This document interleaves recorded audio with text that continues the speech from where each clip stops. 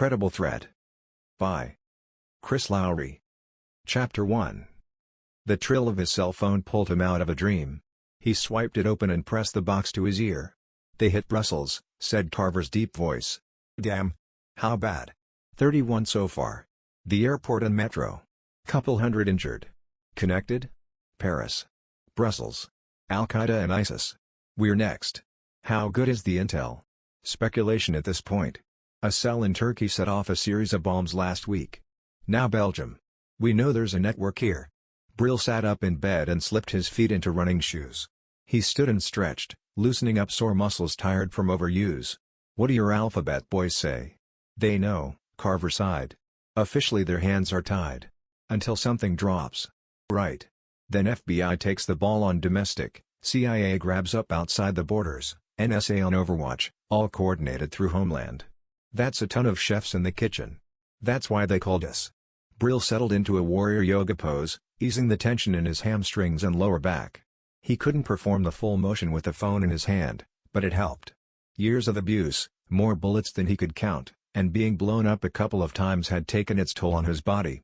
To be honest, he hadn't expected to live this long, so each day he woke up now, there was a new pain and a newfound sense of gratitude. If he had died in his 20s as he thought he might, he would have missed smartphones and robotics and yoga pants. Of course he would have missed the war on terror too, though he supposed he had been fighting that since he was 18. The names of the gangs changed, but terrorists were just gangs using fear tactics to get what they wanted. Common thieves and criminals preying on the weak. Bad men. If he had died in his 20s, he would not have killed many bad men. And he enjoyed killing bad men. "Put the package together," he told Carver. "Get the plane ready and I'll meet it when I'm done here." "I'll call the billionaire," said Carver. A one-time job several years ago turned into an act of kindness that evolved into a working relationship with one of the world's most popular billionaires, a mogul many times in many industries over. He took a liking to Carver even though Brill was the one who did the deed, and offered the use of his private plane gratis in perpetuity. There was something to be said about having a Gulfstream at your disposal 9 times out of 10. It certainly made their contract work easier. Otherwise Brill would have to fly commercial, which presented its own unique set of problems. No weapons and a chance of burning one of his false IDs, plus popping up on video monitoring. Carver had worked with his Alphabet contacts to get the Interpol record scrubbed, but Brill operated in a lot of places, so there was always the chance of facial recognition software bouncing a hit that would bring in authorities. "This should take 2 days, said Brill. "Maybe 3. Is that enough time to assemble the boys?" "We'll be there," Carver assured him. "See you when I'm done." Brill disconnected the call. A quick trip to Belgium to find a lead that would bring him back to the US. If American allies worked the way he did, the trip wouldn't be necessary. They could get the information he needed, share it with their US counterparts, where it would find its way to Brill and he could get the job done. The Geneva Conventions prevented agencies from those actions. Truth be told, Brill was glad for the restrictions. He had been on the receiving end of the lack thereof on more than one occasion. The conventions were put in place to moderate civilized behavior. The men they were fighting against were not civilized, and refused to abide by rules. That's why they attacked soft targets like airports and metro stations, where normal people just tried to live their lives. Brill was not normal, nor was he civilized. He slid out of downward-facing dog position that stretched his lower back and into a shirt. He could catch 5 miles and a shower before making the plane. He wore the trappings of civilization, but could slide out of them and back into the Darwinian rules of the jungle that made him as easy as slipping in and out of the shirt. Brill checked the monitors by the front door that gave him views of the front walk and streets leading up to his townhouse. All clear. He locked the door behind him, tucked the key into a pocket and went for a run. Chapter 2. The billionaire had his plane at the executive airport near downtown Orlando in front of a hangar when Brill arrived. He parked his pickup truck next to the hangar and locked the door. The pilot was fresh-faced and smiled as he approached. "We put a deliver for you in the cabin," he said.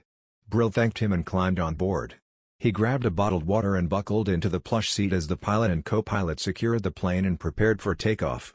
"It's a 9-hour flight," the pilot called to him. Brill held up a tablet from the package Carver sent.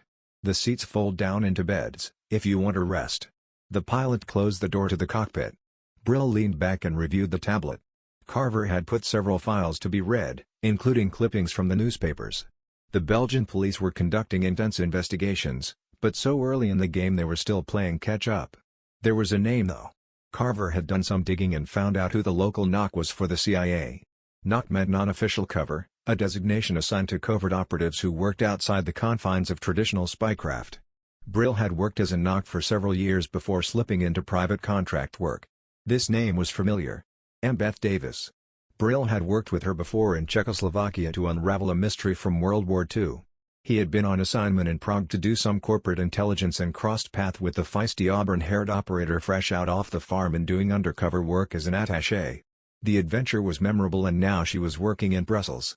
Small world, he muttered and twisted the top off the water as the plane leveled off. He eased the seat back and closed his eyes. There was still a lot to know, but once he met with Beth they could build a mission plan from there. Chapter 3. Who's Carver? She asked as he dismounted the stars from the G6. Brill cracked a tiny smile. No hello. No how have you been? Just straight to the point like they had just seen each other last week instead of almost a decade ago. She hadn't changed much.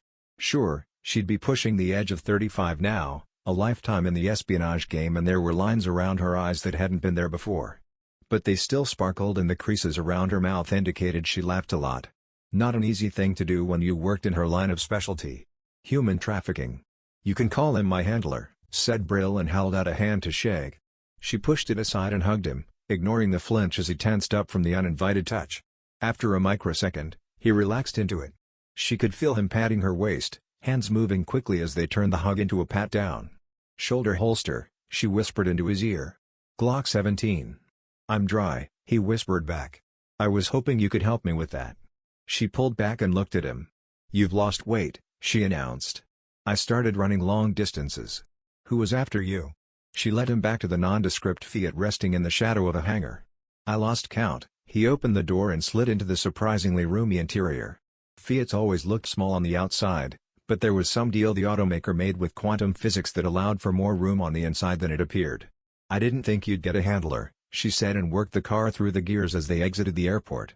She drove like he remembered. Deliberate and careful. Just 3 miles above the speed limit. She was sharp. Carver and I went into business together 5 years ago, he told her. We ran into each other in Florida. Is that home now? Are you tasked with the mess going on here? She nodded. He was going to keep details close to his chest. She would ask again later. I was working a ring bringing in women and children from Moldova and Ukraine. They put them on a train in Lviv and run it straight through Poland to Prague then here. Was working? He asked. He had to double-check. Assignments were fluid and even if rescuing girls was her passion project, it didn't mean that her Uncle Sam couldn't decide she would do better service after different targets. Still, she confirmed. My scope has expanded. They bring slaves in from East, and run pharmaceuticals from the Netherlands back.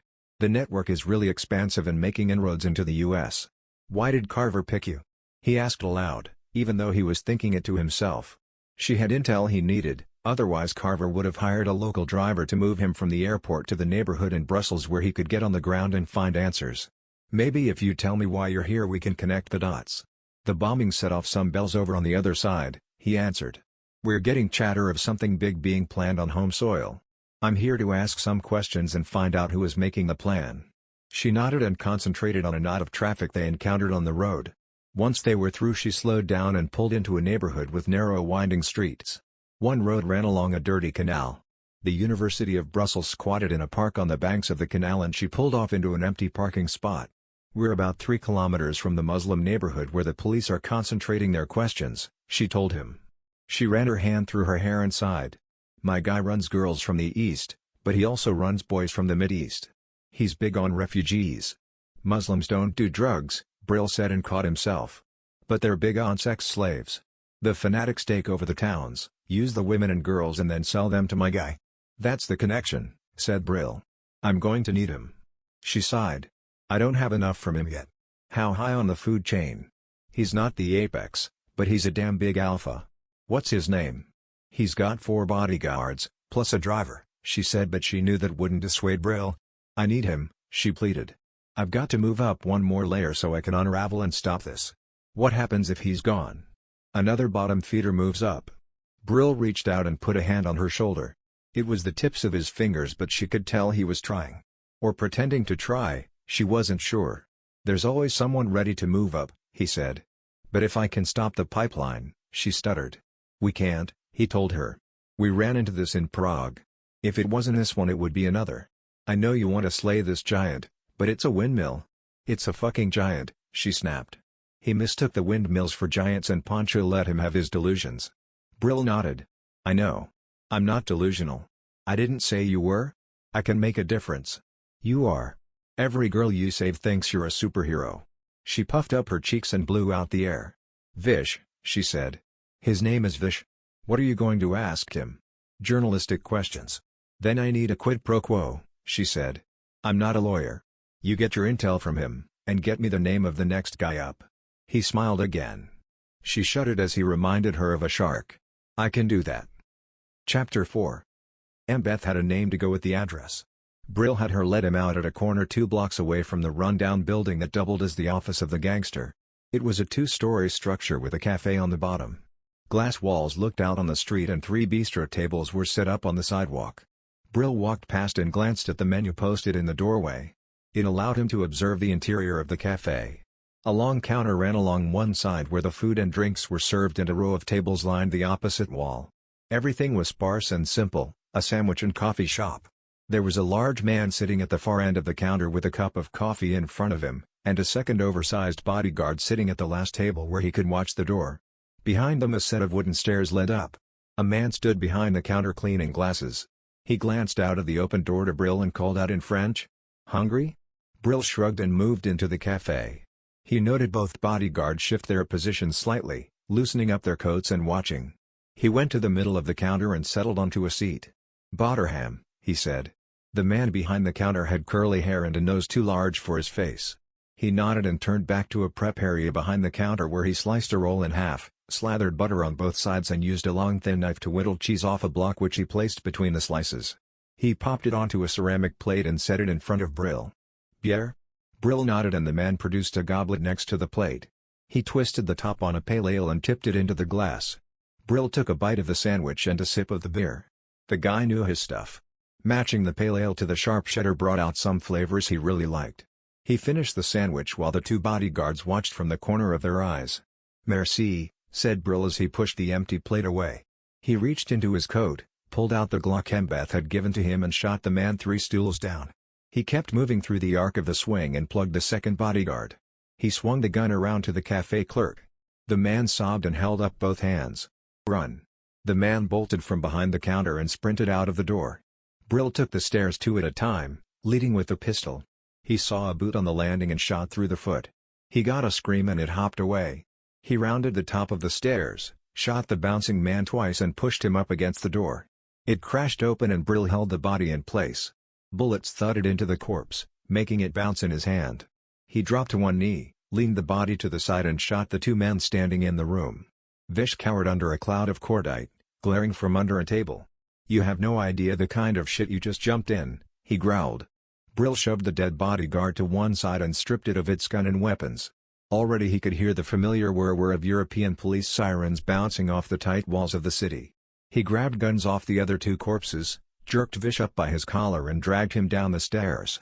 "You're a dead man," Vish gasped, trying to keep his feet moving. A dead man. Chapter 5. Brill half-carried, half-dragged Vish out of the cafe and down the street. Already a crowd was beginning to gather, drawn by the shots. They murmured and pointed at the 2 men struggling on the sidewalk. He didn't need this attention. While it would have been better to go in after dark, time was of the essence. Sometimes speed works better, and planning on the fly was one of the things he was good at doing. He duck-walked Vish around the corner and spied a car parked on a curb. He used the butt of his gun to smash the back window, jammed Vish into roof of the car and reached in to unlock the door. He shoved him down into the passenger seat, and pressed the gun into his face as he stretched over to open the driver's door. Brill circled the front and jumped in. He bent down to hotwire the car. Vish bolted. He shouldered the door open and started to crawl onto the sidewalk. Brill yanked him back inside and shot him in the leg. The man screamed. But the wound distracted him enough that Brill could finish starting the car.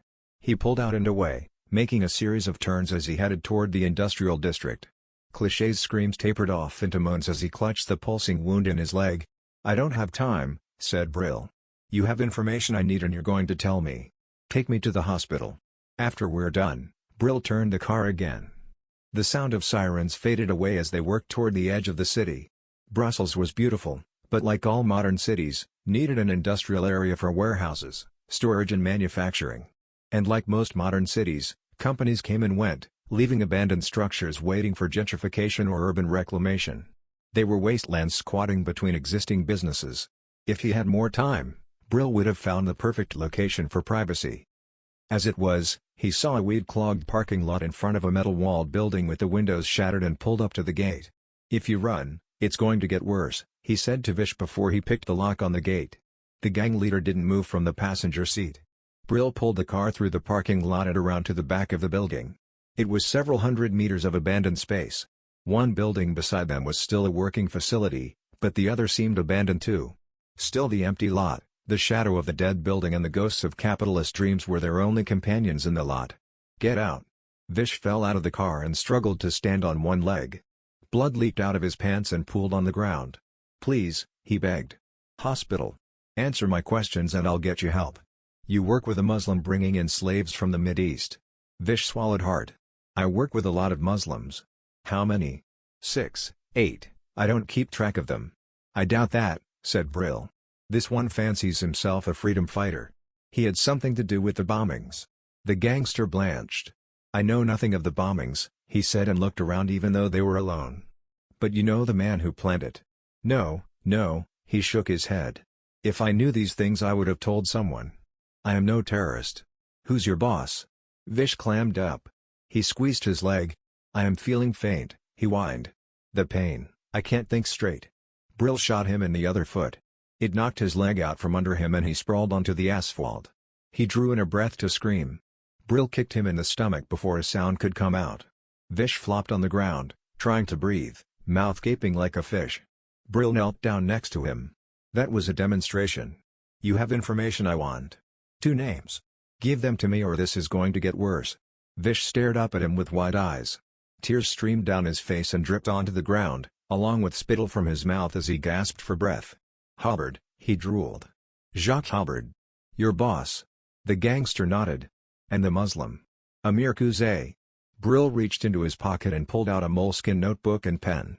He scribbled the names down and replaced the pad in his coat. "Hospital, please," Vish pleaded. "You promised." Brill pressed the barrel of his pistol against the gangster's forehead. "You can't kill me," Vish blubbered. "Sure I can," Brill said and pressed the barrel of his pistol harder into the man's face. "It's really quite easy for me. We have a very structured organization here. My loss would create a vacuum. The men you want to stop would move in to fill it." Brill paused for a moment and considered. "You're telling me that if I take out the local mafia, Islamic extremists are going to take over your drug dealing, your racketeering, your prostitution?" A string of saliva dripped from the man's mouth. "Yes, yes," he moaned. "They will take our money and fund a war against you." Brill pulled the pistol away. "So you're fighting my fight, Vish? You've been standing against these terrorists?" "We are a wall, yes. A wall doesn't fight. It holds back, sure, but from what I can see you're not doing such a good job." "We deal with the terrorists," said Vish. "Deal? That sounds a little more apropos. You make deals with them?" "Yes. I don't make deals," growled Brill. He popped 2 slugs through the Belgian's head. Chapter 6. He dragged the body closer to the building and left it in the shadows.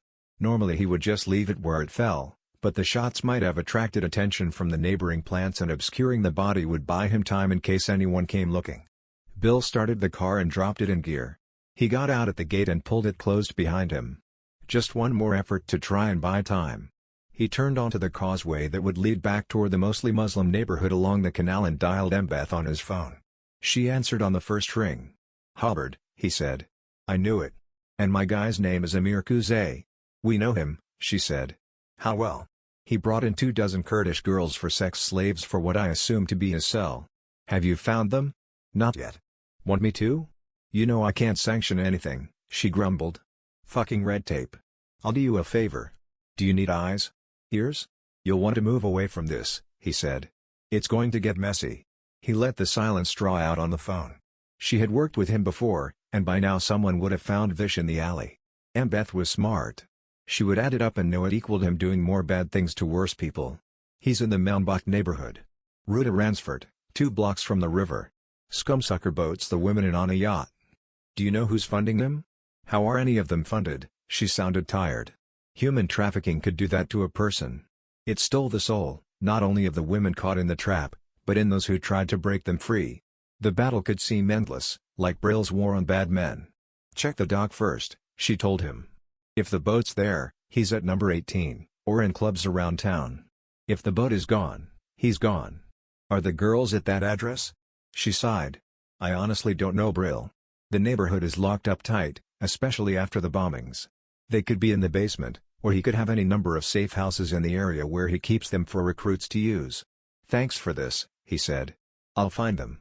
Be ready to come get them when I call." "Should I come in hot?" she asked softly. Brill was off books and unsanctioned, so getting back up was going to be tough. If he called and asked for help, she would give it. But she might be alone and they didn't know what they were up against. "I'm calling when it's clear," he told her and hung up. Chapter 7. The Quai du Hanot was a stinking cesspool masquerading as a canal that separated the Melnbach neighborhood from the rest of Brussels. Brill noted attempts at gentrification along the edges of the district, but the neighborhood itself was like a piece of third-world country lifted up and settled into what had once been one of the most beautiful cities in Europe. Like Paris and now other parts of Europe, Brussels brought in refugees from war-torn regions. Instead of acclimating and acting like good guests though, the refugees proceeded to destroy their newfound homes and neighborhoods, just as they had destroyed the countries they were fleeing from. Brill had seen it all over Africa, where rebel gangs would fight for a better life but only offer the same dictatorship and madness as the previous regime, and in the Middle East it was the same. The disenchanted bullied those who wanted to create a new life, and it was easier not to fight. Brill strolled along the far side of the brown water canal and ignored the stench of sewage on the barely perceptible breeze. Across the way, the Melnbach neighborhood stretched back for a dozen blocks, mostly squat concrete and brick buildings, 4 stories tall with little decoration. It was an entirely utilitarian setup, and even the park lacked fountains or any form of beauty. Just a patch of worn grass behind a 6-foot metal fence. He crossed over a bridge and turned toward Ransford. He spied the yacht moored to a post in front of a street next to a break in the barrier along the canal. It was the only boat present and calling it a yacht was being generous. There were 2 levels above the waterline, all covered in salt grime and grease. Maybe a stateroom and engine room below. He'd find out later. First he wanted to walk the block. He couldn't stay long. Even playing the part of lost tourist, his tan skin and features made him stand out. He took the corner at Ransford and counted the numbers till he saw 18 above a doorway. It was the only 3-story building surrounded by 4-story structures. It was on the corner so he turned left and kept walking. The building behind was only 1 story, with cracked and broken masonry looking like an invitation to climb right up. The windows were open to the roof, and he could hear voices. He didn't stay too long, just moved to the next block and circled back to the canal. No use drawing too much attention to himself. He crossed back over to find a cafe and sat down to order a sandwich and bottled water.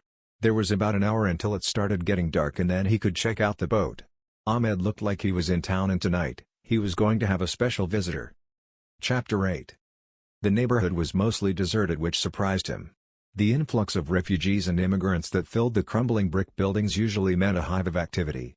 Usually young men, unemployed and unwilling to work, preferring instead to accept the free assistance the European governments tax their regular citizens to provide. Brill didn't understand the mentality. He understood charity and he understood a hand up, but maybe it was his southern heritage that made him dislike long-term handouts so much. Especially in this day and age when so much could be implemented and automated. He looked at the influx of refugees as a low-cost workforce trading their time for food and shelter until such a time as they could find work and strike out on their own. It was a slippery slope in a very gray area though. Indentured workers were borderline slaves, and the suggestion that a system like that could work required a lot of variables. Most of all a benevolent corporate culture, which by its very nature could not exist. He had seen it often enough all over the world. Africa was the worst offender. But Europe had a seedy underbelly of indentured servitude, especially in human trafficking. The US wasn't far behind. Brill sighed. His mission felt never-ending, this quest to rid the world of bad men. He knew he was one of them, for who better to hunt the bad guys than one of the best black hats? Mercenary altruism. Doing necessary bad things for the highest bidder. The neighborhood looked and felt like a third-world country, even though across the narrow canal was a crown jewel of the continent. He could hear people through the windows, the normal noise of life and living created by bodies stacked on top of each other. They might be a problem. The presence of so many witnesses and the potential for disruption was high. Under normal circumstances he would call off the operation and move for more observation. But this didn't feel normal. An imminent threat on the U.S. called for bold action. He ducked his head as he walked past the buildings using peripheral vision to study the street. It was 200 yards and 2 turns back to the canal and the yacht. Brill turned the corner, pulled out his pistol and double-checked the magazine. 15 in the pipe and 1 round chambered. He stuck the pistol in his waistband, took 8 steps to where the building intersected another and clambered up the broken mortar to the flat rooftop garden. He slipped over the edge of the small retaining wall and pulled his weapon. He crept to the open window and pressed against the wall and listened. So far so good. No one cried out a challenge or stuck their head out to investigate. Brill did 4 slow breaths in and out, sucking in oxygen to increase alertness. On the 4th breath he stepped through the window, gun extended. There were 6 men in the room watching a soccer match on an ancient television. They were chattering but not screaming at the players on the static-covered screen. The gun shut them up even before Brill put a finger against his nose in the universal sign of be quiet. He moved the gun in an arc so each of the men could see the barrel. They were dark-haired, black-eyed and bearded, dressed alike in tight shirts and skinny jeans. "Ahmed," Brill whispered. One of the men on the couch glanced at the shortest in the group standing in the corner. Brill took 2 steps and grabbed him by the shirt. The man on the couch started digging in the cushions and fumbled up a Sig Sauer P238. Brill shot him. He moved the pistol to the other 4 in quick succession and pressed the hot smoking barrel against Ahmed's forehead. The short man screamed as his skin bubbled. Brill dragged him toward the door. "Where are the girls?" He needed to move, needed to get out of the building. The shots would draw the police, maybe not as fast in this neighborhood, but they were coming. He was more concerned about the other inhabitants of the building and neighbors. If Ahmed had friends, they could make trouble. Ahmed whimpered and dragged his feet. Brill cuffed him with the pistol butt and made him squeal and flinch. He pushed the gun into his neck to hold Ahmed still while he grabbed the Sig as a backup. They stumbled into the hall. He used Ahmed as a shield and kicked in each door they passed. The first room was empty. The second room had 2 men fumbling with AK-47 rifles, eyes wide with fear. Brill shot them. He thought about grabbing a gun, but it would draw too much attention. The third door had 4 girls huddled together on the floor. They shrieked and wailed at Brill, sure he was death come to kill them. He smiled and they flinched. "Go into the other room," he said in rusty Arabic. "Wait for help." He yanked Ahmed to the stairs, ducking behind him as they moved down. Voices shouted up at them. "Accident," Brill screamed, trying to throw them off even if just to buy a second or 2 of time. It was all he needed. 3 men crowded the foyer at the bottom of the stairs. "Ahmed?" one of them said. Brill shoved Ahmed down the stairs and shot the 3 men. He yanked the terrorist pimp up from the floor and muscled him through 2 more closed doors. There were no more men, but he did find 8 more girls. They cowered with a shell-shocked look of fear and resignation he was very familiar with. Rage swept through him and he had to struggle to rein in the beast. These women kidnapped and stolen, raped by the terrorists, used and discarded. They were sold and resold, and when they were broken, killed. This was the genesis of the beast in him. Brill felt it every time.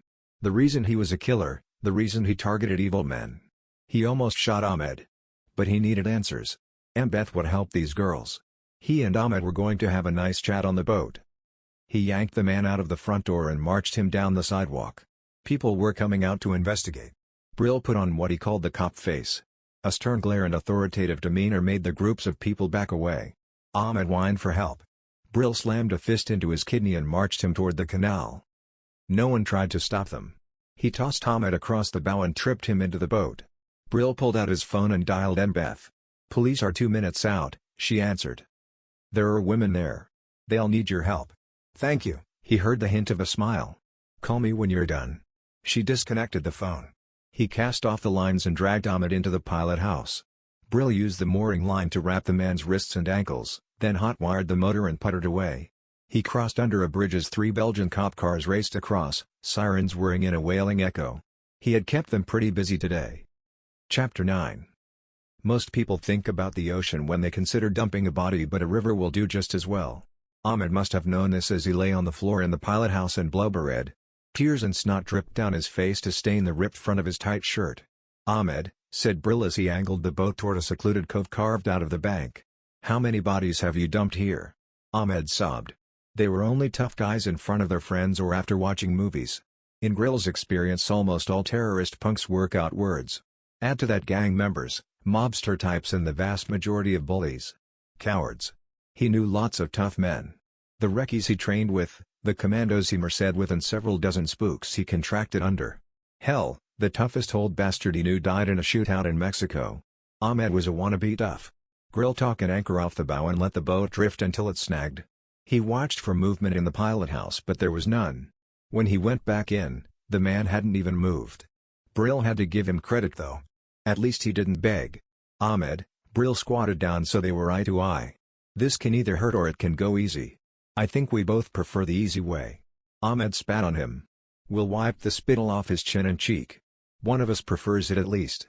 He rifled through the cabinets and lockers around the small cabin until he found a toolbox. Eureka Ahmed, he said and placed it on the floor so the man could see. He opened the top, pulled out a flathead screwdriver and stabbed it into Ahmed's knee. His scream turned into a house as Brill twisted the screwdriver and popped the patella.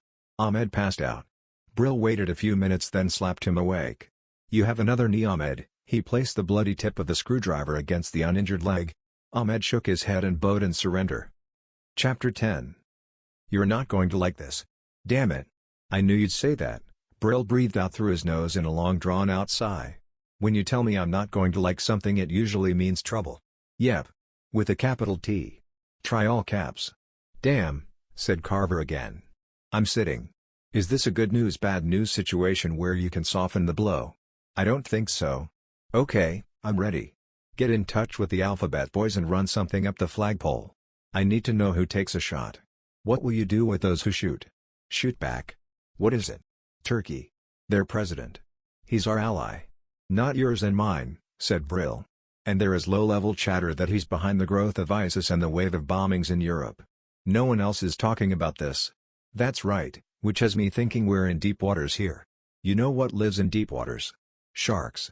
That's why I want to know who's taking potshots at the theory.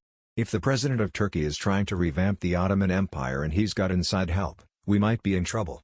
Damn it Brill, this is above our pay grade. I know. No one is going to pay us for this. I know. And if bigger guns start shooting back? I know, Brill sighed. I hesitated even bringing it up to you. But if we're at war with the bad men of the world we can't pick and choose which black hats to take out. Yes we can. We are mercenaries. It is not only our prerogative to pick and choose, it's in our job description. Can you do it? You told me once to always follow the money. It's a principle of my life.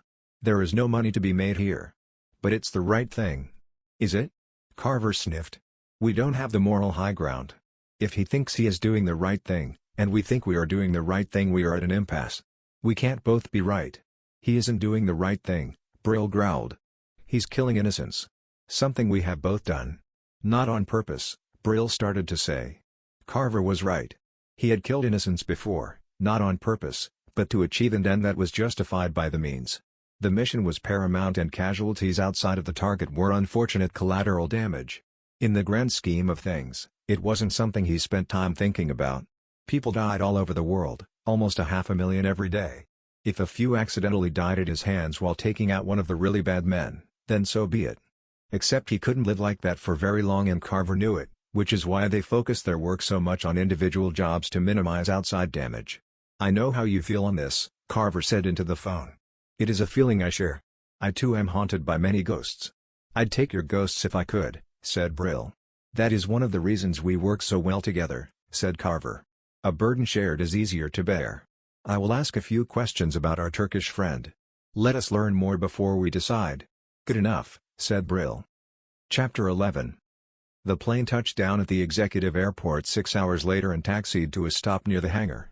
Brill let the stairs down himself and scanned the tarmac before departing. It was all clear. He started up his truck from where it was parked and dialed Carver's number. There was no answer. That was strange, he thought. Carver would be expecting his call and give him an update on what his digging had turned up. He left a voicemail and pocketed the phone. The traffic on Highway 50 was backed up as usual. He puttered along until it thinned out and he could put a little speed on the truck. He cut across at 436 to Aloma, and moved north up 426 into Oviedo. He clicked the garage door opener and pulled into the middle of the two-car garage, and closed the door. When it hit the concrete drive, he exited the truck. Brill double-checked the string at the bottom of the door, an old-school safety measure to tell him if anyone entered the townhouse in his absence. It was still there. He was tired. His muscles ached and he needed to run. He stripped out of the hiking boots and jeans, put on shorts and shoes and locked the front door behind him. He slipped the key and his phone into a pouch and secured it to his waist. The first 2 miles were slow as he fell into a rhythm. Running was his escape and his mental brain dumb. Footsteps fell in a steady cadence. He worked on breathing in and out to match the strides. He had began running 25 years ago after his first trip to Africa, but only since he moved to Florida had the miles increased. Maybe it was a way to fight back at getting older, or to prove his willpower was still strong. He cranked up the tempo and finished off 5 miles out on the trail before turning around and running back. Sweat cascaded off his head and body, spraying the black asphalt surface in a Pollock painting of droplets as he swung his arms. He turned off the trail early and headed toward the pool area. Chapter 12. He sat by the pool and relished the sun on his skin. There was no one else there, so he had the water to himself when he wanted, but he felt like sitting for a few minutes as the heat relaxed his tired muscles. He preferred the solitude the pool offered on weekdays, since the scars and pucker wounds drew a lot of attention. There were many of them across his back and torso, from torture and abuse and not being fast enough. Brill was pretty sure there would be more. The breeze picked up and blew across the sweat on his forehead. He leaned his head back to luxuriate in the cool prickling. Something hit his cheek and knocked him out of the chair. He kept rolling as his face burned, spraying a trail of blood across the white concrete. His cheek was flapping open, a hole punched through and he was missing teeth. 3 he thought as he scrambled behind the wall of the pool house. The exposed nerves in his gums screamed, but he bit back the pain. Someone had shot him. A headshot, he guessed, and only the puff of the breeze and shifting had saved him. He curled up against the pool house wall and tried to think. It was hard with the agony on his face. He needed to staunch the blood, he needed to find out where the shot had come from, he needed to. He took a deep calming breath. What he needed to do was access the problem and remain calm. People who kept their heads in a fight usually lived. He snorted laughter at the thought, since he was one nod away from doing his impression of the Headless Horseman, which would have definitely put him out of the fight. A sniper, long range, took a shot at him. Brill had scouted all of the locations during runs around the neighborhood and town and knew the layout. The shot had hit him on the cheek. He was facing the sun toward the east, so it had to be the tower building or the general area. It was an apartment complex that he couldn't see with the naked eye, but a sniper with a decent scope could pick out the pool area of his townhouse with ease. How long had they been on Overwatch to wait for him to go to the pool? He glanced around. His keys, his phone were still on the table by the tipped-over chair.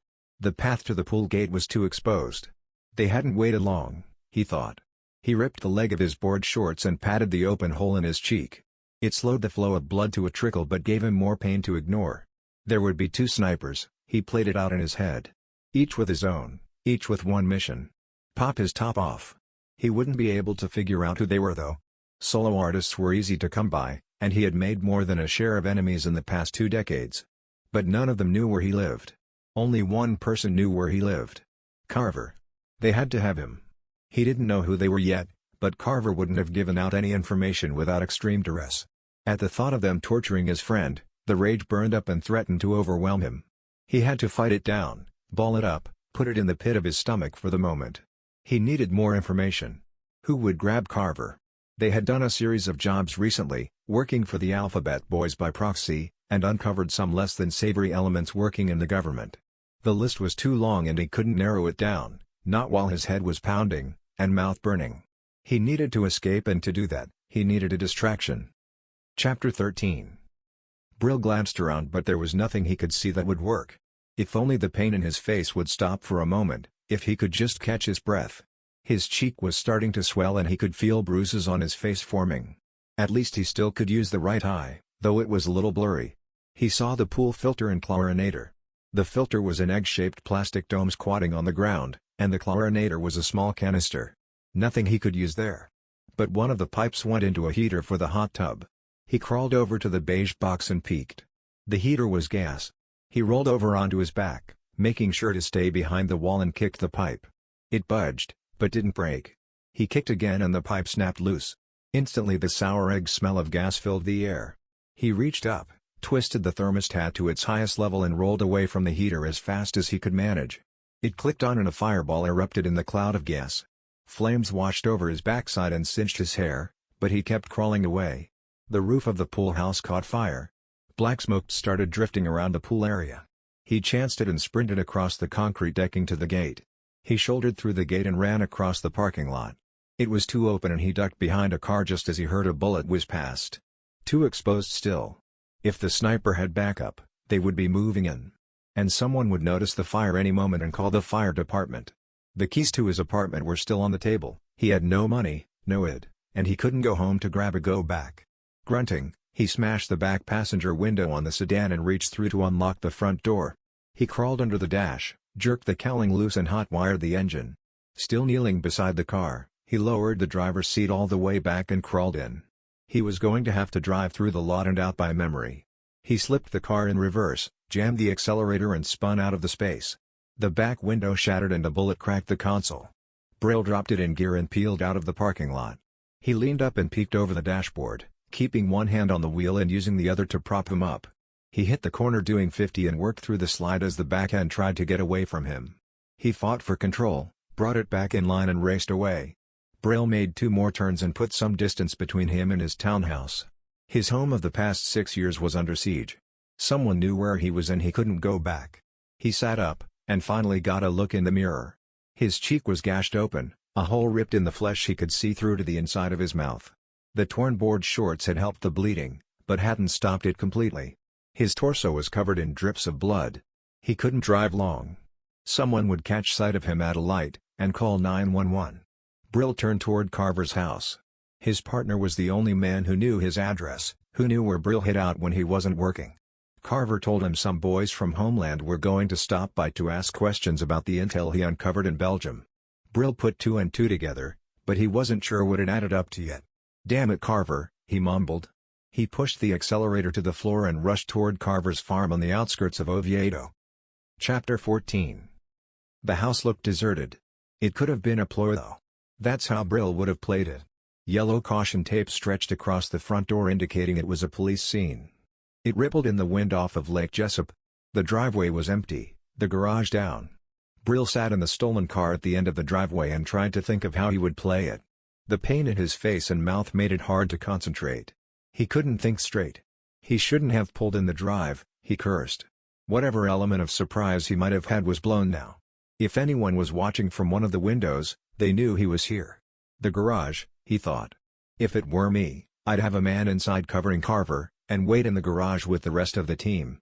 It was a large space, big enough to hold a squad or 2, with access through the rolling door and a door along the exterior side, in case Brill decided to sneak around back. Any team hiding inside could also bum rush through the kitchen door and into the open living space. Brill pictured the house in his pounding head. The living room and kitchen were connected, divided by a bar. It was a long cavernous space with 18-foot ceilings and a wall of windows that looked out over the expansive backyard to the lake beyond. If they were smart, they would have Carver tied up beside the fireplace or one of the interior walls. If Brill came in through the back windows, he'd have to traverse 20 feet to snag the bound man, giving the squad in the garage plenty of time to assault. If he came in through the front door, the scenario was pretty much the same. The simple thing to do would be to eliminate the squad in the garage. Then he would only have to deal with one man inside. Brill shook his head and groaned at the pain it made. He should have thought of that first. After all, fast action with little thought was his forte. He buckled the seat belt, revved the engine and slammed the accelerator into the floorboard. He aimed straight for the garage door. The car was a 2-ton killing machine and he was going to plow it right over the man hidden behind the garage door. A woman waved at him from the side of the driveway. Brill eased off the accelerator and glanced back over his shoulder. Miss Jenkins, Carver's elderly neighbor, shuffled out of the edge of her garden and walked toward the car. He slammed on the brakes and skidded sideways, putting the passenger door toward the garage. If the men inside started shooting, he could use it as a barricade for the old woman and himself. "Miss Jenkins," he mumbled as he slid out of the driver's seat and ducked. "You were going pretty fast for a driveway," she croaked and stopped when she caught sight of his face. "What happened to your face?" "Cut myself shaving," he mumbled. All he could manage was a mumble, with 2 broken teeth and a swollen tongue. "You need a safety razor," she started back toward him. "Are you going to bail out Carver?" Brill looked at the still house. No shots rang out, no fire team filed out of the door screaming for him to grab dirt. "I thought I might," he said as she reached him. She glared at the rip on his face, then at his eyes. "The police done came and took him," she said. "You missed them about 10 minutes ago." He almost asked which way did they go, But there was only one road out to 434, the main road. He would have seen him as he barreled along, so they must have gone the other way. Were they in police cars? They were in those black big four-door trucks, you know, the kind the president drives. SUVs, he thought. Not police. What did he do wrong? She appraised his torn shorts, his bare blood-covered chest and bruised face. You sure they weren't after you? Not the police, no, he said. He sure was a nice man though, said Mrs. Gonzalez. He mowed my yard for me once, then had his guys do it. I guess you never know about some people. He's still a nice man. They made a mistake. Brill slid back into the seat of the stolen car. He couldn't keep it much longer and the bandage on his face needed to be changed. He was going to need a doctor too, and rest. He could keep the adrenaline pumping but only for so long, and since he couldn't eat or drink yet, he'd need a saline drip. He leaned his head back against the seat rest and tried to clear his mind. The key was focused breathing. In for a 4 count, hold for a 4 count, out for 4, hold for 4. He repeated it 7 times, blocking out the pain, blocking out the anger, blocking out everything until he could clear a path to connect the thoughts in his head. Homeland or whoever it was wouldn't take Carver to jail. They would want him on a military installation, or a secure safe house. They probably wouldn't have one local, so they would need to get him to one that left driving or flying up to Jacksonville or over to Tampa, if they were headed to a base. Interstate 4 was a snafu during daytime, and not much better at night. He raised his head and started the car. They probably flew, which meant they came into Sanford or the executive airport. She said 2 trucks, so that meant 2 squads. It had to be a big plane and longer runway. It was a crapshoot based on guesswork, but he dropped the car in gear and roared out toward the Greenway. If he could catch them at Sanford Airport, he could free Carver and make them pay. Chapter 15. The Sanford-Orlando Airport was a small regional airstrip on the north shore of Lake Jesup, with a security setup very different from Orlando Executive. For one thing, it served the public with domestic flights up and down the East Coast from smaller airline companies, and 2 international services to Ireland and Iceland. It also had a small FBO serving private pilots and hangar space on the edge of the airport, as well as a flight school and airline mechanics school. Brill crossed over Lake Mary Boulevard and turned right into a suburban thoroughfare that angled past the back entrance to the airport. Technically, it was the private entrance to the FBO, but it had a full view of the tarmac, as well as the access road that circled around to the terminal. The guard shack was unmanned, but an electronic barrier blocked the entrance. Brill waited until a truck pulled in, and he tailgated through behind it. The arm fell on top of the trunk with a clang as it closed on top of him. He wheeled around toward the access road and watched as a 737 roared down the runway and lifted into the clear cloudless sky. There were 6 planes at the terminal gates, and 2 others on the runway preparing for takeoff. He scanned the perimeter and found a smaller private jet taxiing away from 2 black suburban SUVs. As he watched, the trucks roared away and back toward the gate he had just entered.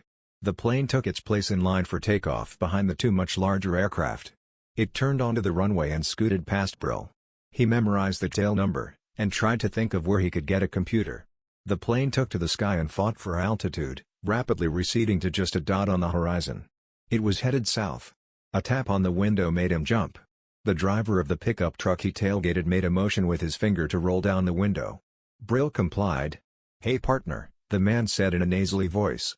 "You have to have a plane to be in here. Now I don't want to start any trouble." Brill lifted up the pistol and aimed it at his face. "Like I was saying," the man backpedaled and held up both hands. "You look exactly like you belong and I'm just going to mind my own business." "Get in," said Brill. "Now hold on, mister, I didn't." Brill cranked open the door and grabbed him. He shoved him into the passenger seat. "What's your name?" "Jerry," the man stuttered. "Do you have a phone, Jerry?" The shivering man fumbled a phone up from a holster on his belt. "That looks like a smartphone, Jerry." "It is. Go to your browser and type in airwatch.com. Jerry swiped the phone open. He pressed 3 buttons.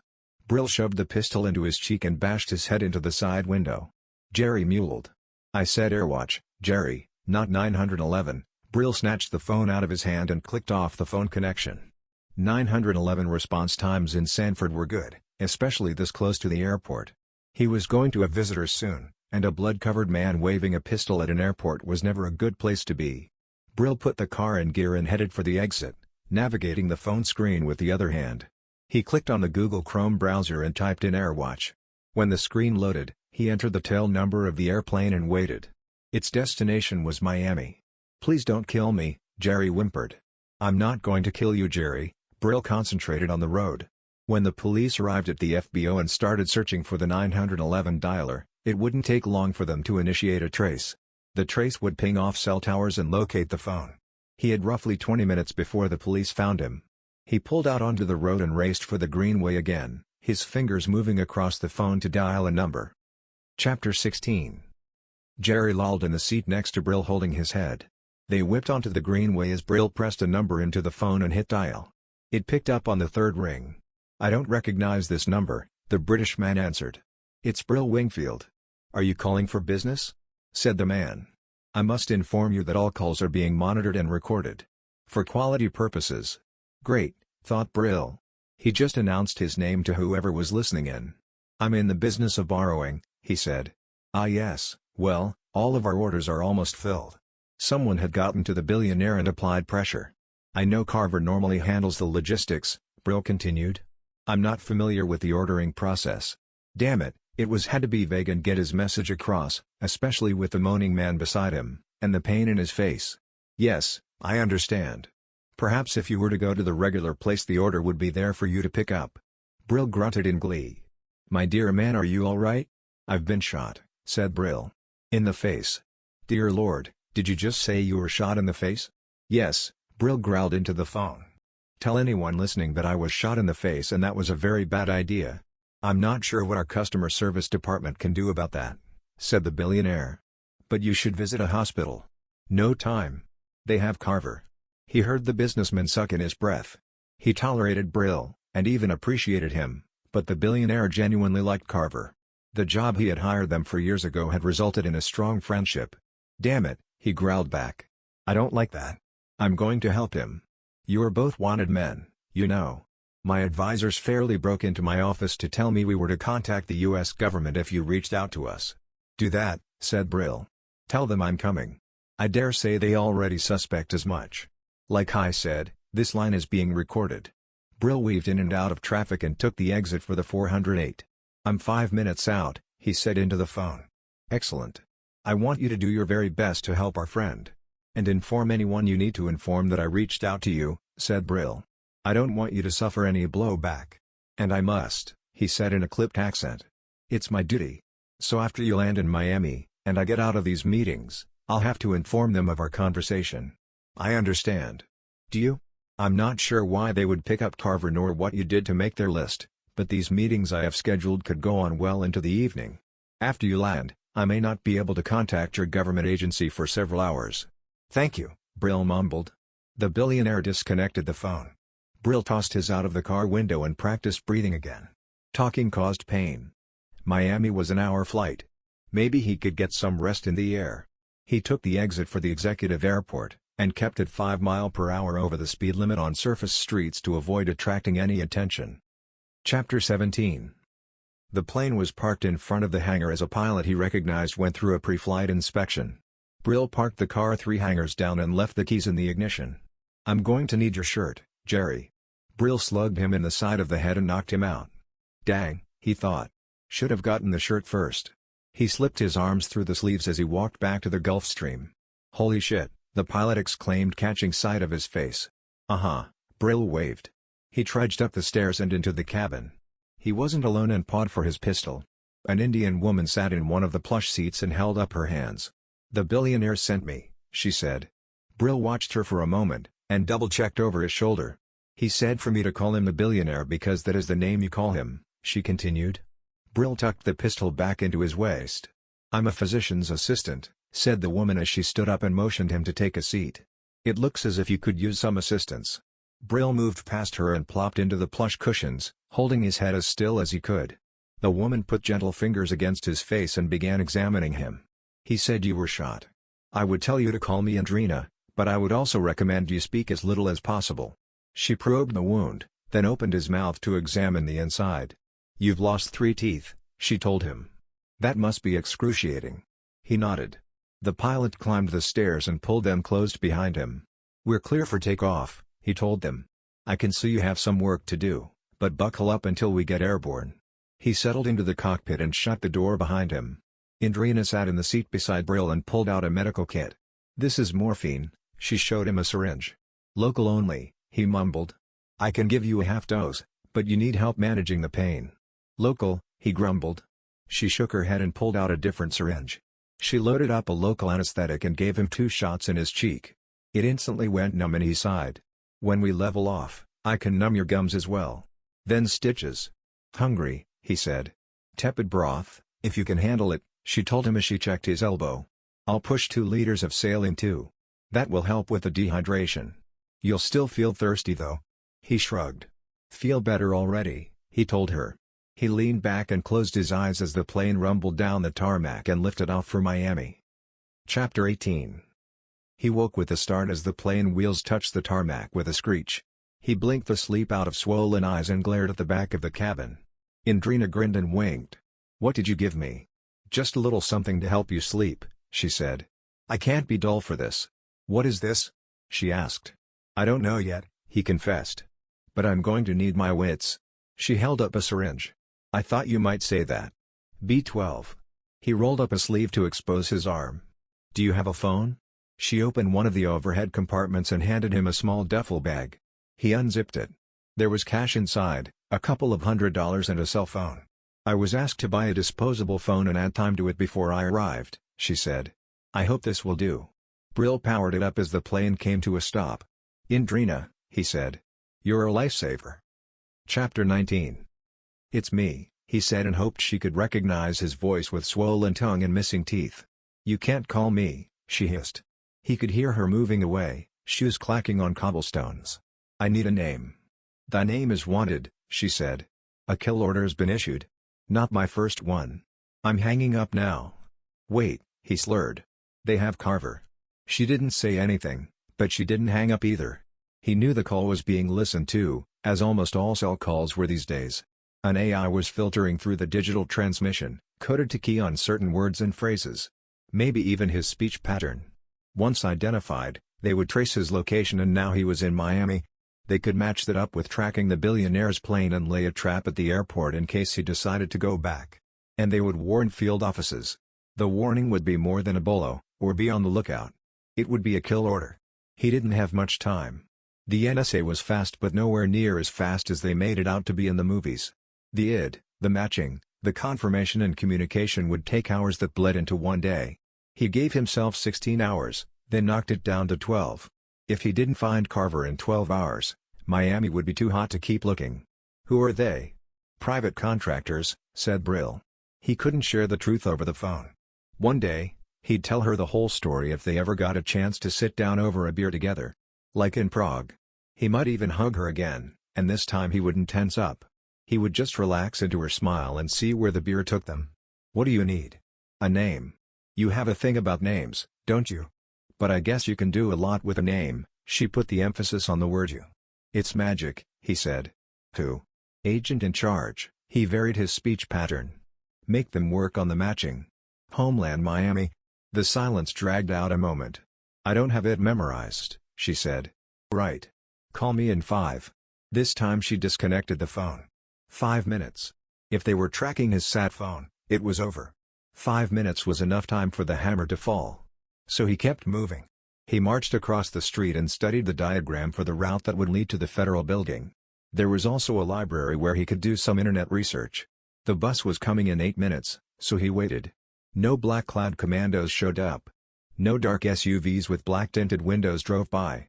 Just the normal parade of weird characters, workers and immigrants that occupied Miami. He got on the bus and called Embeth back as they drove. "Dana Wallace," she answered the phone. "Boy or girl?" "Dana is a girl's name," she sniffed. "I knew a boy named Dana." "All right, well this one is a boy." "I owe you," he said. "I didn't do too much digging because you've got high-level markers all over you. I don't know who you pissed off, but they are royally pissed." "I'll stay alive so you can collect," he said. "I'd like that." She clicked off again. Brill wanted to crack the phone case and toss the pieces out of the window. But he still might need it. It was the only way he had of connecting with Carver until he found the man. A wave of melancholy washed over him. He blamed the painkiller the PA on the plane had dosed him with. Emotion wasn't something he dealt with on a normal basis, though as he had grown older and Carver had been his friend he found it easier to laugh, easier to relax. Somebody was trying to take that all away from him. Someone was trying to hurt his friend. And he vowed they were going to regret that decision. Regret it very much. Chapter 20. The federal building in Miami was under construction. Scaffolding covered the lower 3 levels leading up to the rooftop deck. Brill sat in a park on the corner of First and Flagler and cursed the lack of benches. It was more like a green space between the federal building and the Miami-Dade courthouse, with a silver sculpture on a cement pad in the center. Constant foot traffic from bustling suits moving between the buildings meant the police presence was high. Those public defenders and servants didn't want to be accosted by the homeless when they moved from office to office, and benches only encouraged loitering. As it was, Brill was very conscious of the few stares he received, but he covered it well. He had bought a sandwich, drink and chips at a small Cuban deli, and lifted a towel out of a bag of an obviously lost tourist. He had the trappings of a picnic set up on the grass, and figured that so long as he was quick, no one would bother him except the pigeons looking for handouts. His eyes never stopped scanning the building as he mechanically broke the sandwich down into tiny pieces and chewed them on the left side of his mouth. He was very careful to make the pieces smaller than bite size and keep as much as he could away from the stitched wounds on the right side of his face. Chewing hurt, but pain was something he learned to ignore a long time ago. He knew he needed fuel, and a tuna salad sandwich would give him protein and fat he needed. He would skip the salty chips though. The spice in the tuna was making the gouge on his tongue hurt, and there was no need to put salt in the wound. He snorted. Gallows humor had always been a part of his makeup, for as long as he could remember. Dana Wallace worked on the 5th floor. He didn't know if she was at work today, but chances were good that she was. The exterior work was his edge to getting in.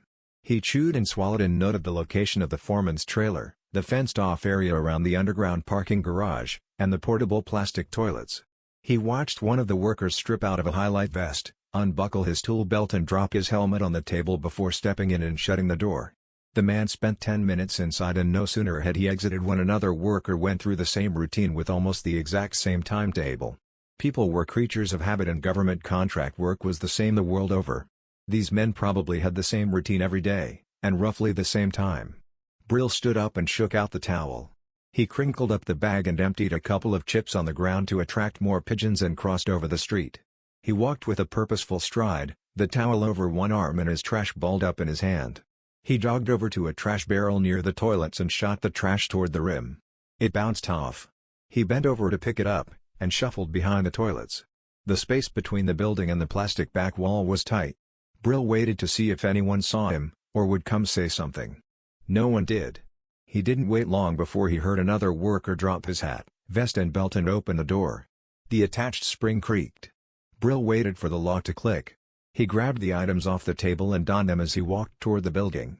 He rolled the towel up tight and ascended the ladder built into the scaffolding. He worked his way up and zigzagged to the roof. Just another worker going back to his job. Everyone ignored him since he seemed to know where he was going. He passed a clipboard on a table and scooped it up.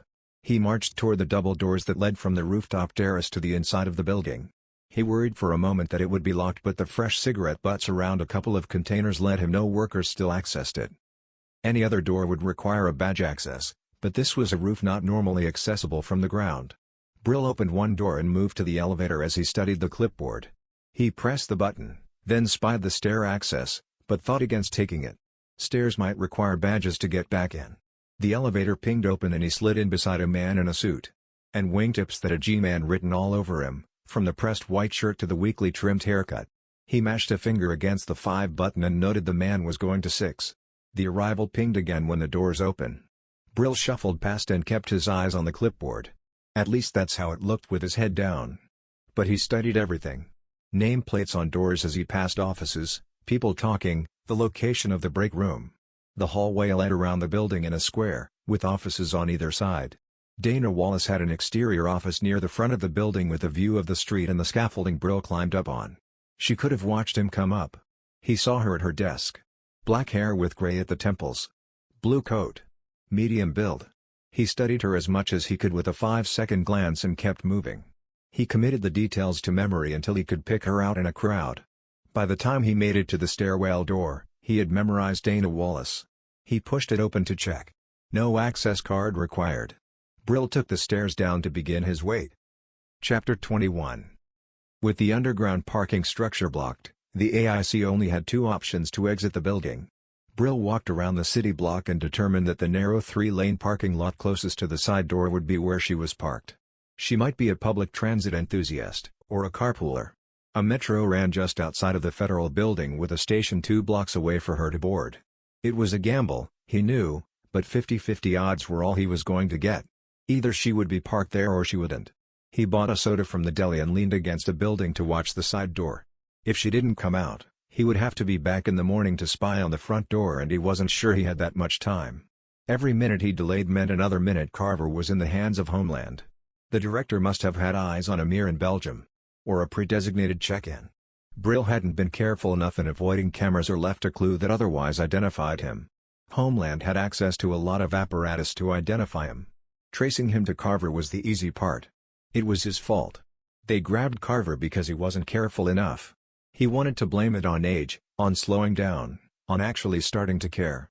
Maybe even blame Embeth for distracting him. But he knew where the responsibility solely fell. On him. He was the reason his friend was caught, and he would be the one to get him out. And if he picked the wrong door, it was just one more mistake in a string of errors that kept his friend in harm's way. But he didn't make a mistake. Brill shifted up and took a small sip out of the soda bottle. The sugar water made him gag, but it was a prop more than anything. Dana Wallace stepped out of the side door. Maybe the odds were better than 50-50. America had an obsession with their automobiles, and driving to work solo was the norm for millions.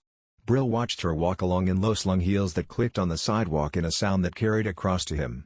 It was after 6, so most of the downtown crowd had cleared out, and Wallace was timing it so she missed traffic. There were still a lot of witnesses around and the parking lot was catty-corner to the courthouse full of cops. He pushed off the wall and began matching her steps from across the street. Once she reached the parking lot, she could go left or right. If he was on the wrong side, he would lose her fast. Brill wished he was in a running outfit, since everyone ignored runners out for an evening jaunt. Jeans and hiking boots were good cover for most missions, but made it a little hard to pass for anything other than some guy walking on the street. He pulled the trucker hat a little lower on his head. He would have to grab her in the parking lot. If she screamed, it would be trouble. If someone saw, it would be worse. The proximity of the cops meant that if he missed, he would have to get on fast, and evade. Luckily, that was something he was good at, so he pushed it on the back burner of his mind. But if he was burned and went on the run, that was it for Carver. It would be too late to find him. Wallace turned into the parking lot and began digging for her keys. She bypassed the automated bar that served as a gate and barely paid attention to her surroundings. Brill sped up.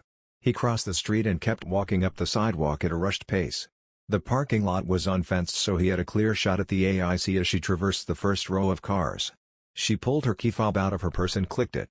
The lights on a 4-door Tahoe on the second row blinked. Brill put on a burst of speed so he was on the same line of cars as the Tahoe. He jumped over the grassy knoll that separated the lot from the street just as Wallace passed the corner of a car and put her hand on the door of the Tahoe. She opened the driver's door and Brill bum rushed the last 15 feet. He slammed into her, lifting with one hand and jamming her across the driver's seat and into the footwell on the passenger side head first. She squeaked as the breath was knocked out of her. He slid into the driver's seat, shut the door and leaned over the console for her gun at a holster on her waist. She tried to kick him and began screaming. He shoved the barrel against her kidney. "Don't move," he said. He glanced in the mirrors on both sides of the car and the rear view.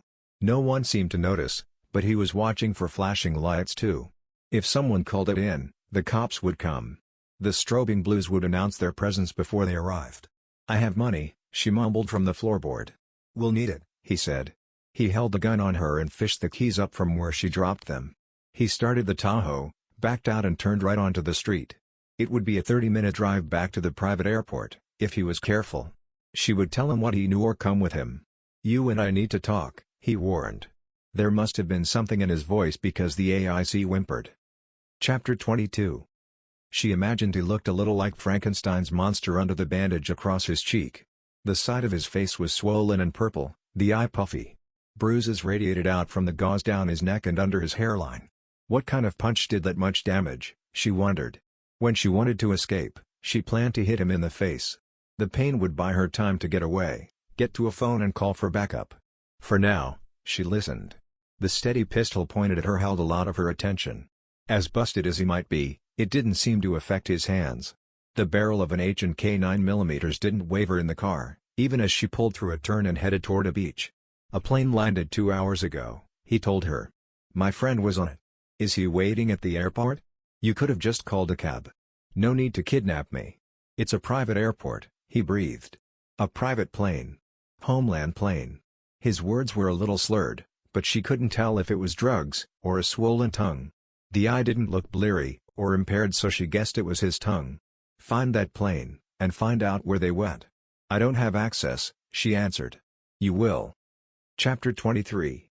He was faced with one of the dilemmas that kept his brain churning on sleepless nights and the reason he started running ultra-distance races. He could kill Dana Wallace and dump her body into the trunk of the car and drop it in long-term parking at the Miami airport. No one would find her until the smell was too much. That could buy him up to 2 or 3 weeks, or as little as 5 days. But the situation would be over in 24 hours, one way or another. Carver would be lost and Brill would be on the run, or he would succeed in the raid and they would both be out of country. He didn't have to kill the AIC, just buy some time. She was just doing her duty, and following the orders from on high. So she wasn't a bad guy. Just misguided. He knew that argument could be made for a lot of the soldiers and civilians he had killed in the past, that they were misguided, but he didn't dare start down that slippery slope. Too many people were the product of their environment, and he knew he could make the same claim. He was the product of Africa, of Angolan rebels.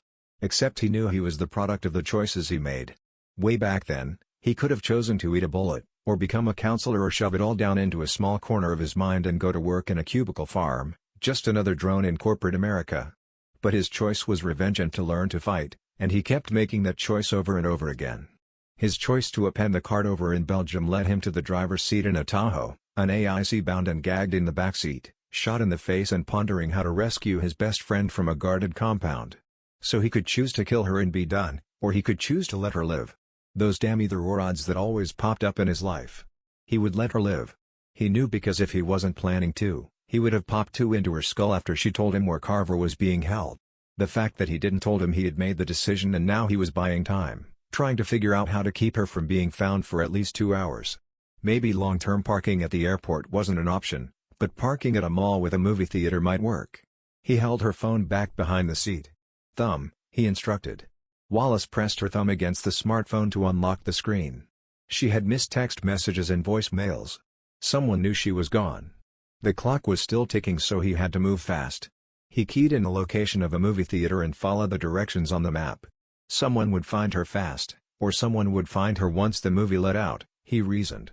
She would be in the back of the truck, and could kick the window out, or make noise to attract attention. The multiple messages told him a search might be on. He would have to ditch the phone too. He turned into the parking lot and cruised toward the empty rows at the back. He whipped into an open space next to a sleek yellow Camaro. The car was parked far away from the others so that no one would ding the doors. It wasn't a fair trade, really. Brill shifted around so he could see Wallace's eyes. "You're going to be in here for a couple of hours," he said. "Once you wake up, kick out the glass and make noise." "Once I wake up?" she said. At least that's how the muffled grunts sounded through the duct tape gag. He punched her against the temple and knocked her out. The quick chop was art more than science and really depended on her constitution. Dana could be one tough bird out for just 5 minutes or blurry for 20. He reached down and teased up the edge of the duct tape on her mouth. She would have to work it off with her tongue, but once it was gone, she could scream her head off. Combine that with a broken window and someone would find her. He hoped to be gone by then. One phone call from her would put the compound on high alert and they would be waiting for him. He debated shooting her again and dismissed it. Better to just move fast. And the Camaro next to him was pretty damn fast. Chapter 24. One of the things that set him apart from the rest of the world was knowing his limitations. This type of self-awareness kept him from going into situations hell-bent on destruction without considering alternatives. Carver was being held on Fisher Island in a mansion seized by the DEA and requisitioned for Homeland. The island was an exclusive enclave off the coast of Miami, accessible only by boat. The old homes had been raised into a sprawling complex of condominiums occupied almost every inch of the island, creating a glowing sparkle of lights on the horizon 100s across the channel. Brill pulled into a parking lot on the edge of the port and shut down the engine. The Camaro had gotten him there in 20 minutes. He knew to reach the island he had to steal a boat or swim the 100+ yards across the salty water. While he didn't mind the swim, he didn't want his pistol to get wet, and working in soggy jeans would hamper him when it came time to action. He left the keys in the car in case he and Carver made it back to the port, and began searching the fringe of the marina. He spied a 22-foot skiff with twin outboards and a center console and began to hotwire the engines. They fired to life and he cast off, pulling across the channel in less than 5 minutes. Fisher Island Marina had a small inlet that led to a deep-water mooring cut into the interior of the island. Brill followed the canal in, and tied up on the end of a dock. He jumped out of the skiff and began marching toward the gate. He could run across the island in less than 10 minutes, but wanted anything to cut that time in half. He could feel the minutes ticking away, and even though he was making progress, each second increased the chance of him being discovered by a worker, or Wallace waking up and calling in a warning, or both. There were so many variables in the air at the moment he couldn't even calculate his odds of success.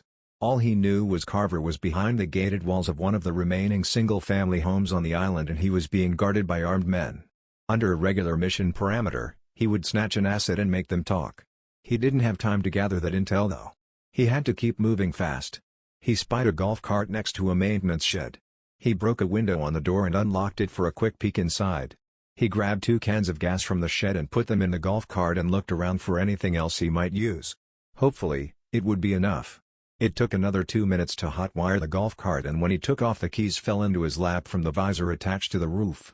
He shook his head and drew the pistol from his waistband and rested it in his lap. The house was 3 minutes away. He rolled past in the golf cart and made note of the one guard on the other side of the gate leaning against a column. There would be others. The house was situated on 20 yards of shoreline that faced South Beach across the channel. Boats plied the waters, creating a series of waves that washed up on the rock-lined shore. The house was set back from the shore 30 feet, with well-manicured grass that led up to a small pool area and deck. Brill assumed at least one guard on the pool deck, and if they were smart one by the water. That left 3 to 9 men in the 2-story house with Carver. Brill turned the golf cart around and rolled back toward the gate. He stopped short and waited. The guard didn't peek out to investigate.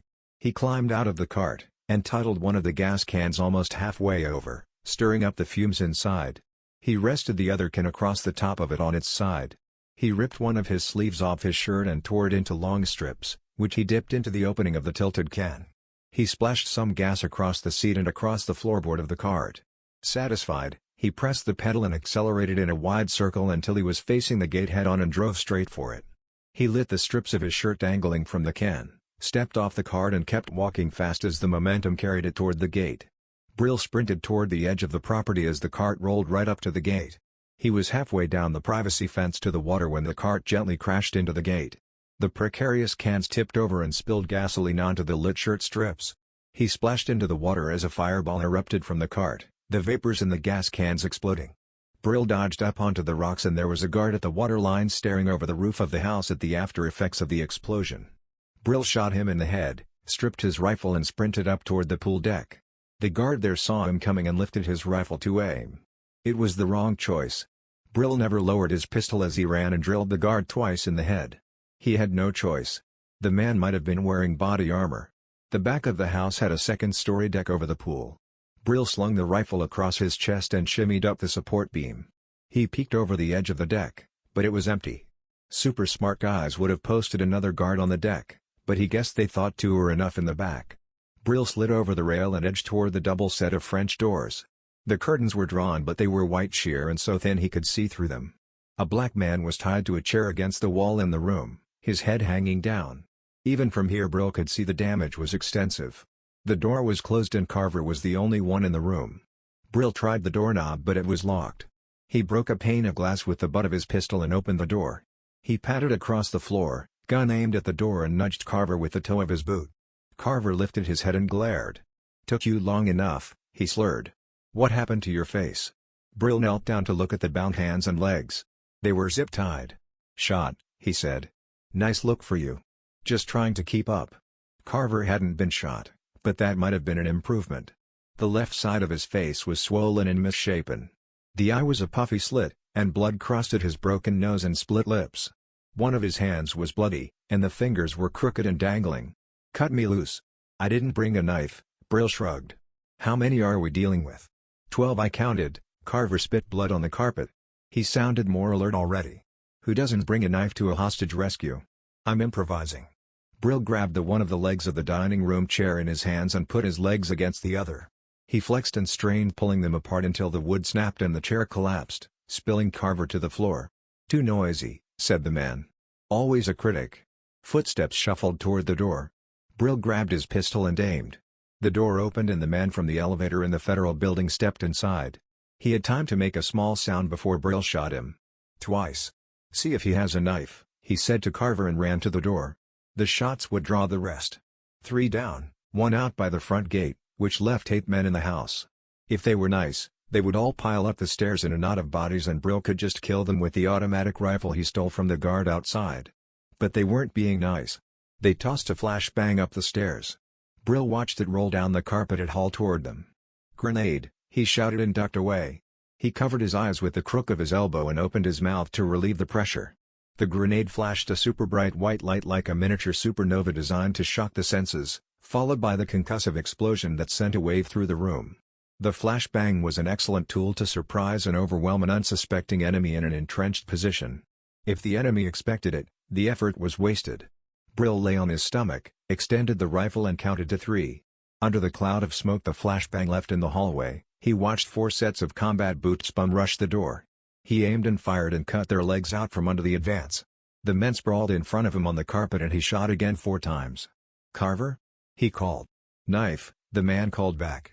The warning saved him from the debilitating effects of the grenade, and he still had his wits. They had reduced the opposing force to almost half, but they still had to escape. "Get on the bed," he called to Carver and backpedaled across the floor. He jumped up on the bed and aimed his pistol at the door. "Buy me dinner first," Carver coughed. But he hopped on the bed beside Brill, though he was still awkward with his hands behind his back and his legs still attached to the chair pieces. "Are we resting?" Carver asked. Bullets erupted through the floor and peppered the ceiling by the door where Brill had lain just seconds ago. "It's what I would have done," he said.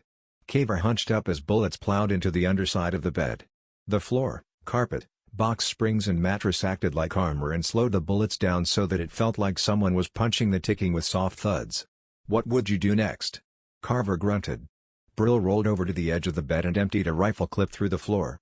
He bounded across the floor to the bleeding bodies in the hallway and started confiscating their weapons and gear. He unclipped another flashbang, yanked the pin and sent it tumbling down the stairs. He dropped a second right after, so that the flash and bang was followed by a second. He found a knife and hopped back to the bed to cut Carver free. He shoved a rifle in his hands. "Stay close." He dragged Carver after him. They pressed against the edge of the wall going down the stairs. Brill led with the rifle, as they descended. A bullet smacked into the plaster next to his head. Brill leaned over and employed a favorite tactic of special forces the world over. He sprayed and prayed, emptying the clip in a wave of bullets that forced anyone below to duck for cover. He switched out the rifle and sprayed some more, leading Carver down the stairs behind the hail. At the bottom of the steps, the clip ran out. He threw the rifle through an open door into the room where the guards had shot up into the ceiling. "Grenade!" he screamed. He wrenched his pistol out of his waistband and followed the rifle into the room. The scream was a delaying tactic, designed to make them flinch. They did. Brill ghosted through the doorway, fired 4 times as he circled the room and dropped the 4 guards. He ducked behind a bar and reloaded his pistol.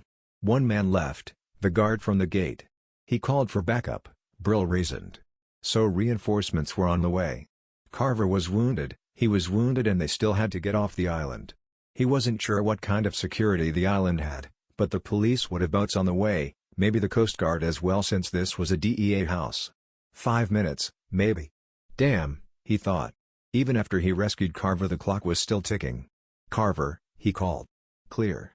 There's 1 guard left. He was at the gate in the front, so we're not going out of that door. What if he moved around back? Take our chances." "Are you telling me to move, Brill?" "That's what I'm saying." Carver limped through the door and used the wall for cover. He was in obvious pain, the rifle cradled in the arm with the broken hand, the other swollen fingers wedged into the trigger guard. 1 foot was misshapen too, so they had done some work on his feet, and he couldn't see out of 1 eye. "I count 5 minutes, Brill exhaled. "Maybe less. I can keep up." Never doubted it for a minute. Brill led them out of the back door and down to the edge of the water. "Watch the rocks," he cautioned. Carver hobbled over the slick-back rocks on the edge of the channel. They faltered along the seawall, Brill holding the rifle ready for any threats. But the fire seemed to be distraction enough. People from the condominiums congregated along the road to investigate the commotion, and emergency vehicle sirens echoed across the island. Carver couldn't cross the island though. He was keeping up, but just barely, and Brill could hear the whistle of breath as he sucked air. Bruised ribs, maybe broken. He moved them out on a dock and hot-wired a small ski boat. Carver settled gratefully into one of the seats and clutched the rifle to his chest like a lifeline. Brill cast off and maneuvered them across the channel, keeping the lights off. The reinforcements would be calling in a cordon to block off the roads as the rest of a team moved in to contain the house. Even now he could see flickering blue lights move along the streets in the port where he ditched the Camaro, and further up the Causeway Boulevard and bridges. They were creating roadblocks, and manning the docks in the park. Brill leveled off the boat and roared further up the channel into downtown Miami. If they slipped the cordon before the knots closed, they could make a run for the plane. Brill glanced over at Carver and hoped the PA was still waiting. Chapter 25. He put the motor in idle and drifted up next to the concrete dock at the base of a green space north of downtown. The flickering strobes of blue lights were far behind them, but not for long. A team would move through the house and clear it, then widen the cordon and expand the search. A bolo would go out for him and Carver, though police would be hard-pressed to identify either of them by a picture. Their recent disguises were courtesy of the men trying to kill them. Swollen faces, swollen eyes, limps. While the police might need a second or even third look to identify them, the bruises and blood were enough of a first impression to warrant further investigation. Brill hopped out of the boat and let it idle further up the river. It might throw their trackers off trail and buy them a little more time, in case they decided to pursue the stolen boat upon discovery. He limped up the grassy hillside, Carver in tow, and settled him on a bench. "Wait here." Carver nodded his relief and flopped back into the bench with a grimace and sigh. His one good eye scanned their surroundings, but it was an effort to stay vigilant. Brill jogged across the street and searched for a parking lot. He found one 3 blocks away and stole another mid-sized SUV. Carver was still on the bench when he pulled up. Brill leaned over and shoved the passenger door open, and the African was in the seat before he leaned back and buckled up. Brill maneuvered around a cross street and hit the main corridor that would take them to the private executive airfield where the G6 was supposed to be waiting for them. "Your theory about the senator is correct," Carver said. "Looks that way. Thank you for coming for me. You would have done the same." "I don't think I could." Brill shrugged. "You'd want to. I'd hire it out. Delegation is the key to success. Who did you burn to find me?" "Beth Davis gave me a name. Third one this week." "Second," Brill corrected. "I gave her one back." "The Turk." Carver watched the street pass outside the window. His breathing was labored and he struggled with every jolt the potholed street produced in the truck. "There's a PA on the plane, courtesy of the billionaire. She did a good job patching me up. I hope he gives her a bonus. She's got pain meds." Brill took a turn and headed for the airport entrance. "Slipped me a Mickey on the plane." "Did it work?" "I had feelings." "Dear God in heaven," snorted Carver. "Imagine my surprise. It is no wonder you came looking for me, you old softy. Like I had a choice. You have the passwords to the bank account." They almost laughed, both relieved to still be alive and together, even if they weren't sure of the step after next. "Those will be frozen," Carver said. "This fast? We can try from the plane.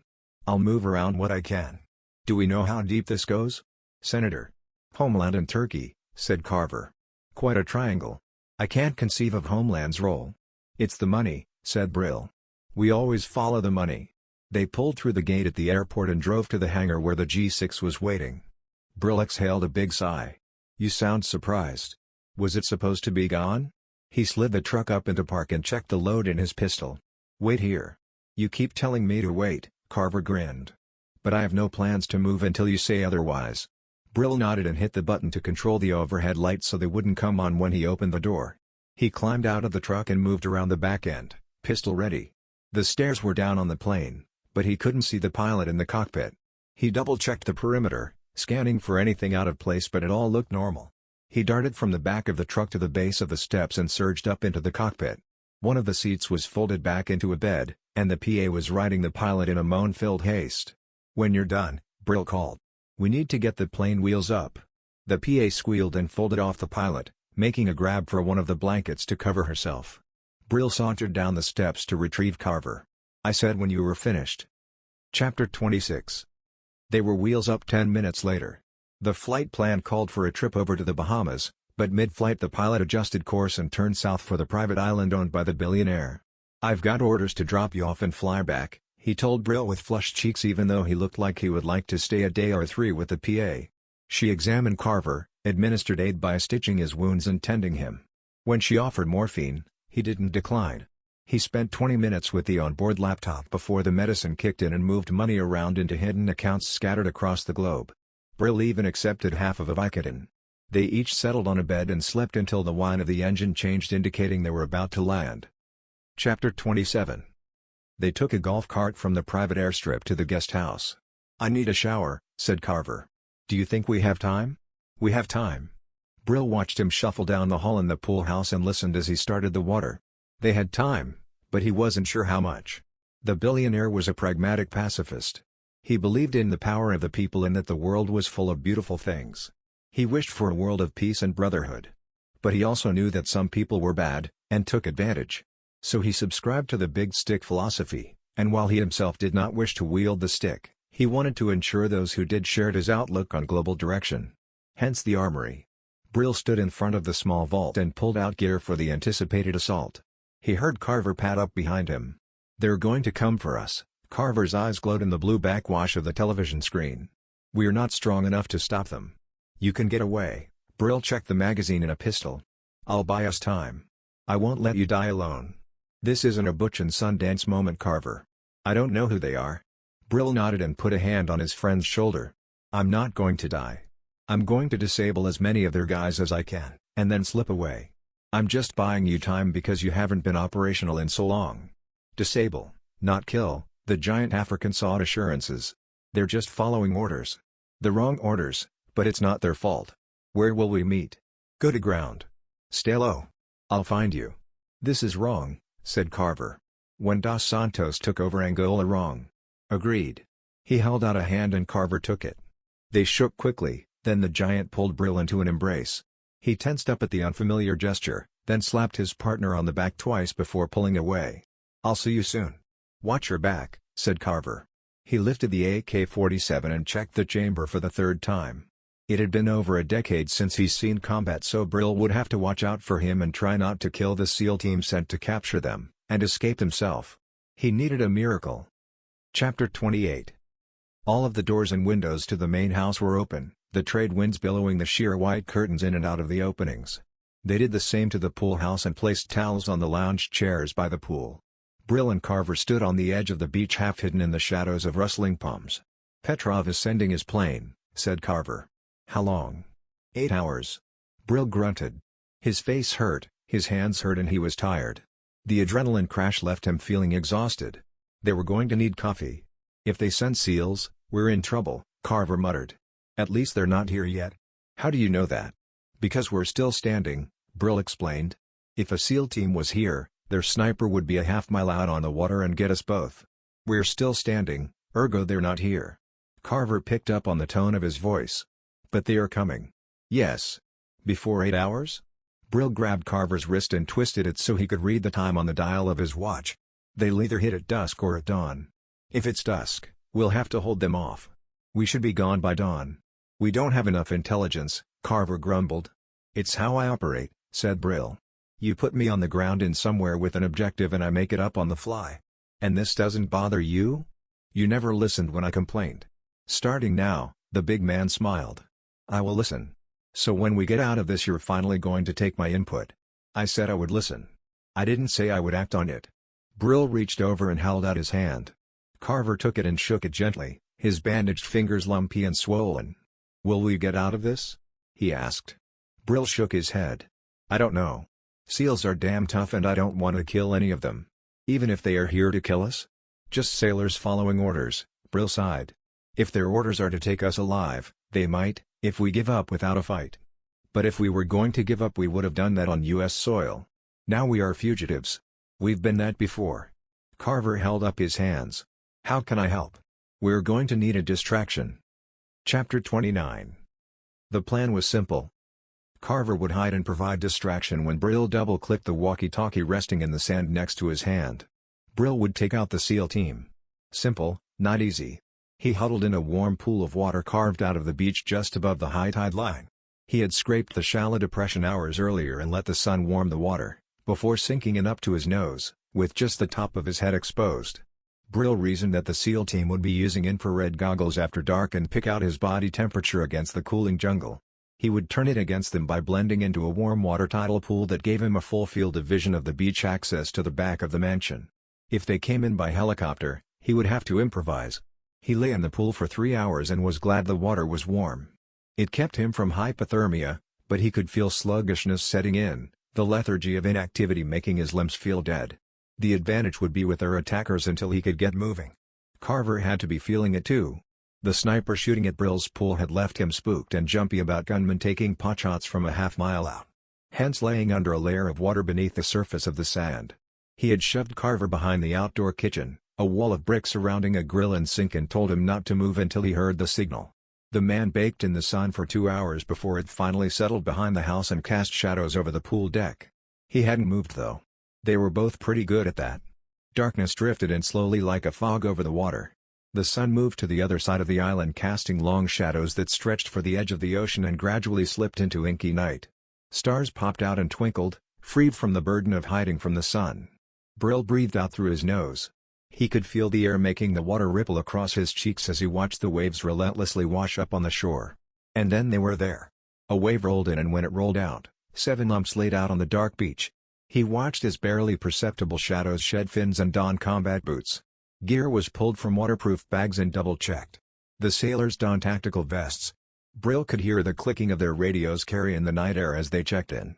They carried MP5s and wore night vision goggles, their black BDUs etched as shadows backlit by starlight. They rose and crept up the beach toward the house. Their movements were precise in a straight line, spread out along the shore. 7 men.